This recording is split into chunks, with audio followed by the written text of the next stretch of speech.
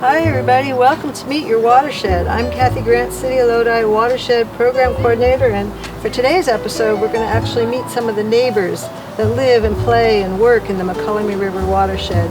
We're here today at Lodi Lake. There's a map out in front which is a great way to actually see all the communities along the river that depend on the river for water and for livelihood and more. So who you'll meet today are from Acampo and from Victor and Lodi. We actually have some Stockton people and Linden, and they all depend on or play in or teach along the Mokelumne River Watershed. We are the watershed community, and you're a part of it, so come, let's meet them.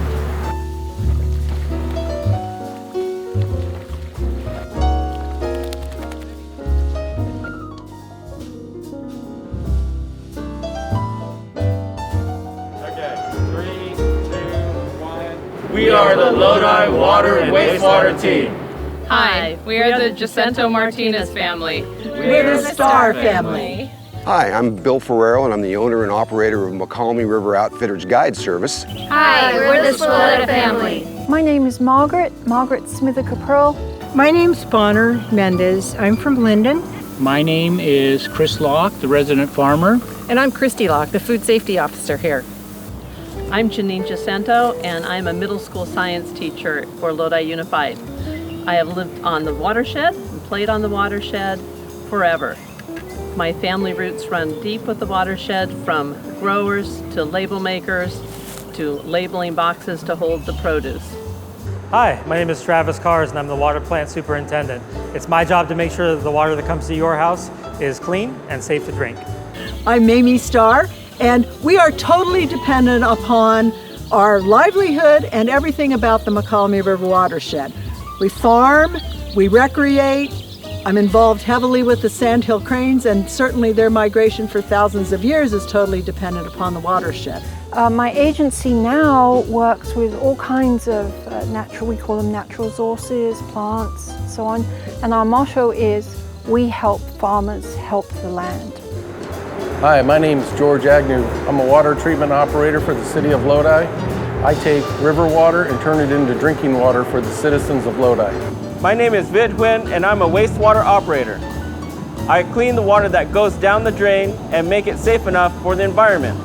I've been living in Lodi for most of my life, and I've had a 65-year love affair with the Mokelumne River. I grew up across the street from Lodi Lake. I participated in 35 years of river cleanups.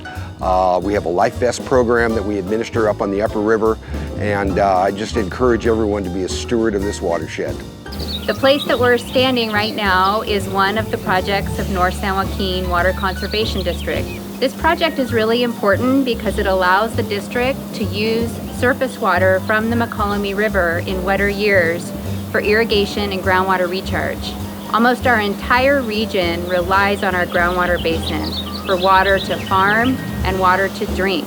And that groundwater basin has had groundwater levels declining rapidly for the last 50 years. And it's really important that we keep that basin healthy and the groundwater levels don't continue to decline. Hi, my name is Justin Santiago, and I'm a laboratory technician grade 2 here for the City of Lodi. And what I essentially do is make sure your drinking water is free of any bacteria, as well as test the wineries for any waste and byproducts, meaning any contaminants. And also, I test Lodi Lake to make sure that it's clean and safe for you guys to play in. We have had the pleasure of farming on tremendous soil that's very fertile, that's been irrigated by the water out of the Mokelumne River. And the water's been really important for years.